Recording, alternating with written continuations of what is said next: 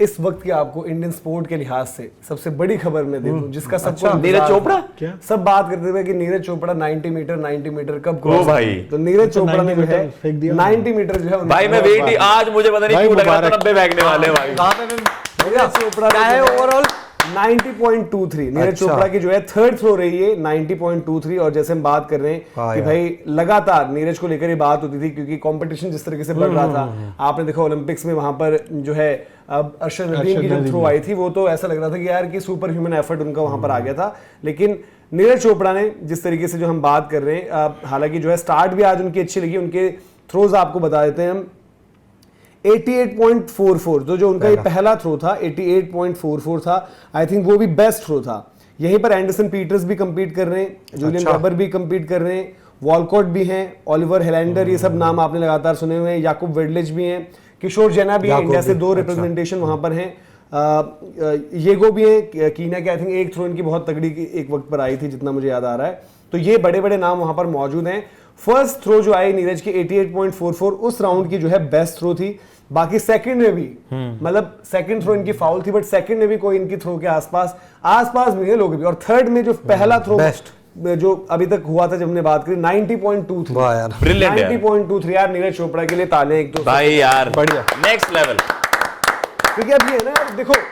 क्या होता था नीरज की स्ट्रेंथ ये थी कि नीरज की स्ट्रेंथ के लिहाज से अगर हम बात करें तो हमेशा ही होता था कि वो कंसिस्टेंसी अगर जो हम बात करेंगे जो भी अगर 85 से 88 का आप मानकर चलो या फिर 84 से 88 भी लेकर चलो उस रेंज में कंसिस्टेंट वो रहते थे बाकी अप एंड डाउन बहुत होते थे। अब आज जैसे जब हम बात कर रहे हैं जब उन्होंने 90.23 किया है तो वहां पर बाकी बेस्ट थ्रोज आप देखो 85.64 85.57 वॉलकॉट फिर 84.65 है और उसके बाद तो 80 भी नहीं क्रॉस करें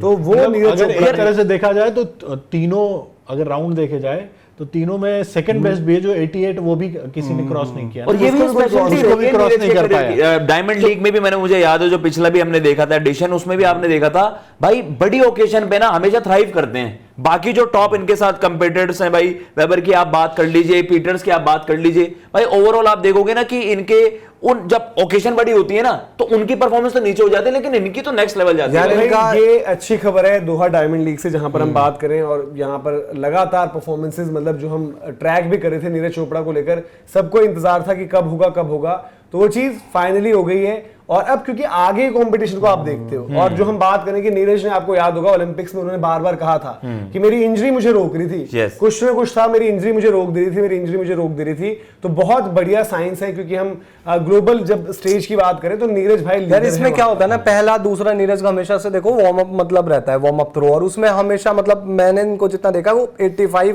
84 86 के आसपास जाते हैं इस बीच में। अब ये चीज पता चल रही है मतलब पहला दूसरा चलो फाउल भी चला गया मोस्टली चला जाता है कोई इशू नहीं है कि यार इन्होंने ना अपनी जो थ्रो है उसको 2-2.5 मीटर बढ़ाया है। अब ये 2-2.5 मीटर वाली लड़ाई थी आपको याद होगा मतलब पहले ये 85-86 पे ऑपरेट करते थे जब इन्होंने अंडर 20 खेला था उसके बाद फिर भाई ये ओलंपिक 2020 वाला भी आए थे 87 पे उस समय चल रहे थे ये तो यार ये 90 तक पहुंचना अपने आप में बड़ी और दूसरी चीज पता क्या है बाकी मतलब और भी जितने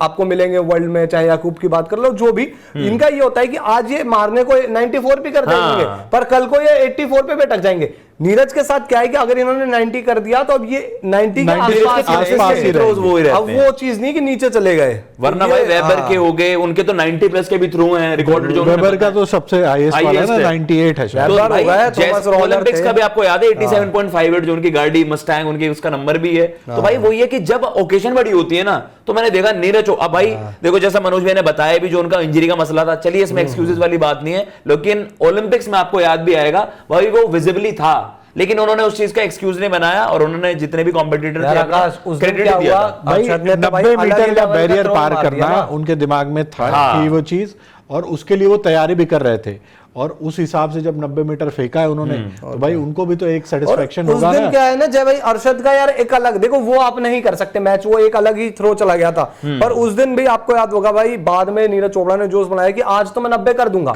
उससे पहले आई थिंक उड़ीसा में अपना फेडरेशन कप था उसमें भी आए थे वो साउथ अफ्रीका से मतलब उस टाइम पर उनका वो भी थोड़ा इंजरी वाला भी था। दूसरा ना अपने आप को कंट्रोल भी किया पिछले साल कई बार नीरज ने ये कहा कि यार वेदर में भी आपको मेलजोल करने में पर अब उनकी जो प्रैक्टिस चल रही है और जिस तरीके से उन्होंने बाहर तैयारी की भाई कोच भी आई थिंक उनके नए तो मतलब यार मजा आ गया 90 तो जबरदस्त है।